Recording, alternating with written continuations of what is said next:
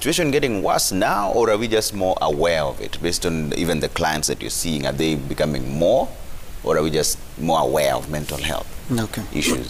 Thank you, Trevor. Good morning to you. And now I think there comes a time when people have to accept the reality. And the reality, as we speak right now, is that we are a sick country.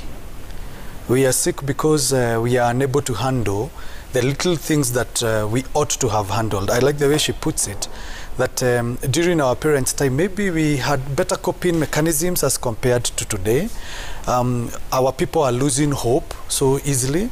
The clients that are coming, I may not say that they are coming with minute issues, but when you look at how we are escalating little issues, of course we always say the devil is always in the detail, but we are escalating issues that we ought to handle internally, and we are blowing them out of proportion.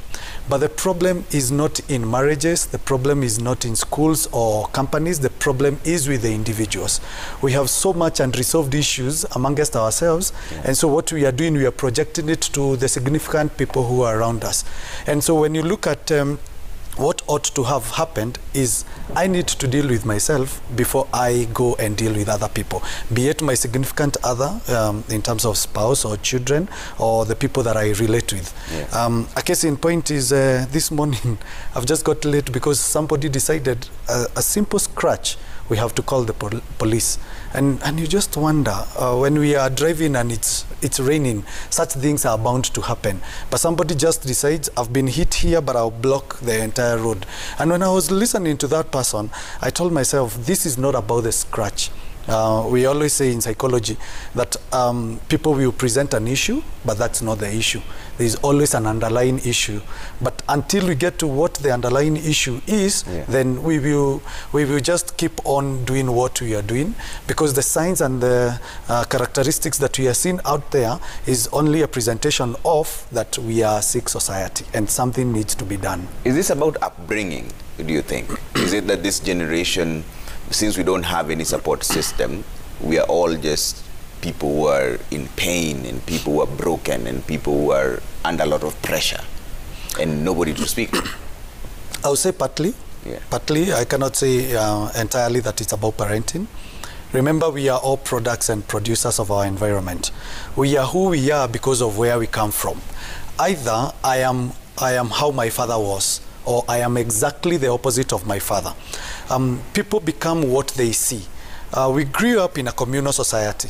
Luckily, I've been brought up in Odero, just the outskirts of Nairobi. And when I was growing up, Odero was like a village. But today, it looks like a town.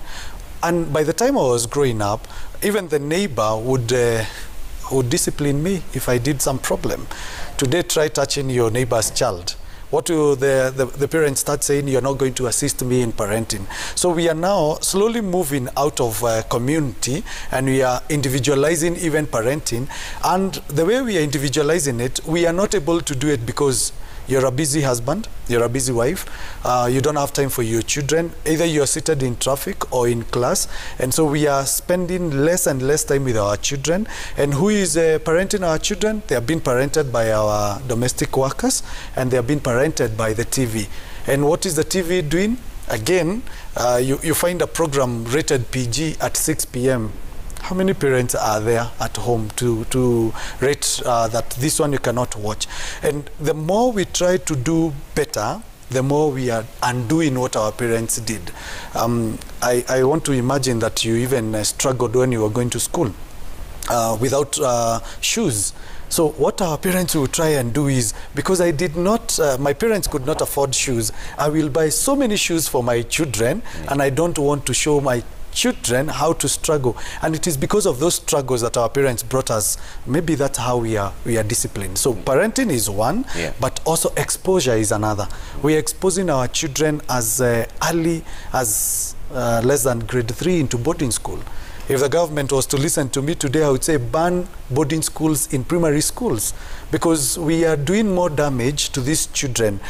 Exposing a grade 3 to a grade 8, and you're saying let them relate as if they are adults. And this grade 8 is now a teenager struggling with identity crisis, and this grade 3 or grade 2 is struggling with trust issues and going out there to make a social life. Whom are they interacting with? And so the more you are exposed to people with different mannerisms, you will end up doing the same.